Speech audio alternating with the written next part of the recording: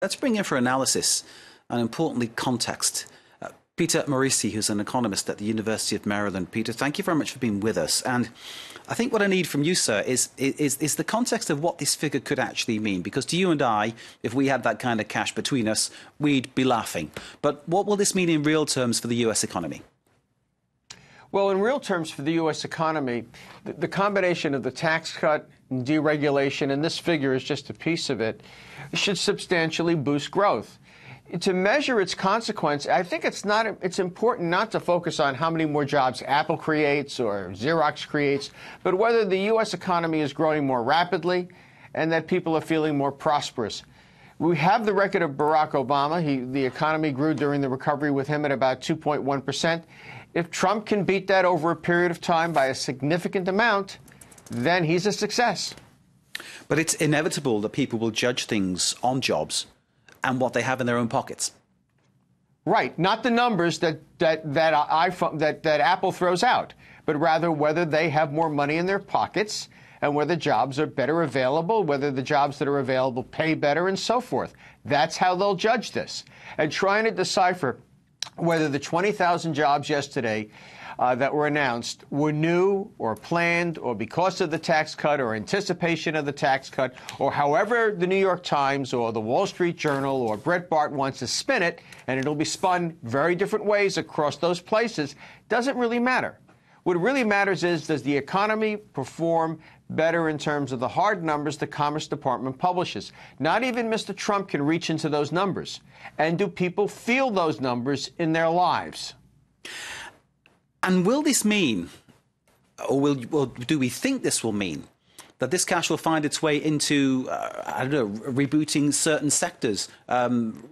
The renaissance of industry, for example, trying to get those jobs going, the jobs that Donald Trump was talking about during his campaign. Well, I think we are seeing more manufacturing jobs, and some of that was in anticipation of the tax cut and in response to the significant deregulation that's been going on. In a lot of ways, if you look at what French President Macron wants to do and what Donald Trump wants to do, it's very similar. In France, there were too many labor market regulations. In the United States, there were too many regulations directly on the conduct of business. It's not a matter of deregulating, throwing the whole book out the window, but getting it right. And they seem to be getting that job done, and businesses are more willing to hire because of it. But at the end of the day, people have to see their take-home pay go up. You know, I always tell people there's only two numbers that matter: the price of gasoline and their take-home pay at the end of the week, because those are the two numbers they see, going to work every day and coming home. If the number coming home is going up faster than the number going in, they're going to be happier. And if he does that, they will be happier. Whether that will be enough to sustain his presidency remains to be seen. In the past, American presidents have succeeded on the base of the economy, or they've failed, and they've not been reelected. But Donald Trump is so controversial, and he has garnered the opposition of 80 to 90% of the media, including yours. It's hard to say that he can succeed on anyone's terms. Indeed. And with some of the things he said and some of the facts that have been unearthed about him, about the way he does his business as president, it's kind of understandable, I suppose, why the media might be raising questions about the way he does things. Can we talk about the change of certain laws to help business to expand and to grow as he'd like it to be? I'm thinking of how, for instance, say coal miners can now dump in streams, that kind of thing. Things that might hurt the environment, but Trump... There you go. There you go. Is that a bad thing? There you go. Cherry pick coal miners dumping in streams. They're not dumping in streams. Let's talk about, for example, lending standards in cities where there are minority groups and low income and so forth. Both the community development agencies that represent those people who need help and the bankers themselves are unhappy with the existing set of rules. They're too bureaucratic, they're too hard for both sides to maneuver and get things done. So the answer isn't to throw them out and not require banks to use deposits in places where they're needed to make worthwhile business loans, but to make them more possible. They're working on that. You know, again, you can put on an analyst who portrays the shootout between media and Mr. Trump in a way that is very, very unsatisfactory to Mr. Trump. I am not a Trump supporter. I did not endorse him for president, and I don't like the language he uses. But, you know, one thing the Trump supporters say to us is, look at the results. And I think if we look at regulation specifically and some of the kinds of things that he's doing, he's hardly soiling the universe. For example, U.S. CO2 emissions are going down because we're rapidly turning to natural gas. You know, that is facilitated by reasonable regulation of the oil and gas sector. Again, you can cherry pick what you want and tar him all you like, but as much as the media dislikes him, you can't take away from the fact that for the last 3 quarters, the U.S. economy has grown at 3% a year. Barack Obama was never able to accomplish that in the 6 or 7 years of his economic recovery. Not once have I heard a newscaster in the United States from a place like CNN say that. But that is an objective fact. It's printed in the data. It's like in the scorecard of a soccer game at the end of the day.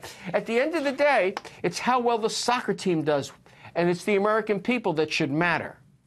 Not whether you like or dislike Donald Trump. Can I put it to you that it's okay that the US is pulled out of COP21, the Paris Climate Accords? That's fine. It's fine with me, because the Chinese weren't required to do nearly as much as we do.